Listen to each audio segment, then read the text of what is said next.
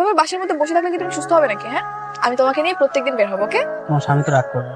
কিসের স্বামী? হ্যাঁ, তোমাকে বলছি আমি ওকে ডিভোর্স দিব। কিয়া? একটু বসো তো। কি সমস্যা তোমার? এখানে কেন আসছো? না মানে মামা বলছে সবসময় তোমার খেয়াল রাখতে।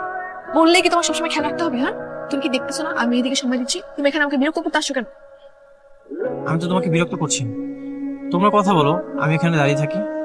তুমি বিরক্ত না করলেও আমি বিরক্ত হচ্ছি, বুঝছো? তুমি এখান থেকে চলে যাও। আমার কাজিন তো, বলো কি যেন বলতেছিলে? তুমি যাওয়ার পর বাবা আমাকে অনেকক্ষণ বুঝিয়েছে, আমার কথার সাথে আমি একমত। তুমি যেহেতু বিয়েটা করেই ফেলেছো, তুমিও মন থেকে মেনে নাও। একদম খুন করে ফেলবো বলতেছি। এই তুমি কি ফাইজলামি করতেছো আমার সঙ্গে? হ্যাঁ, তোমার জন্য আমি পুরো ফ্যামিলির সঙ্গে যুদ্ধ করতেছি, আর এখন তুমি ফর্মালিটিস দেখাচ্ছ?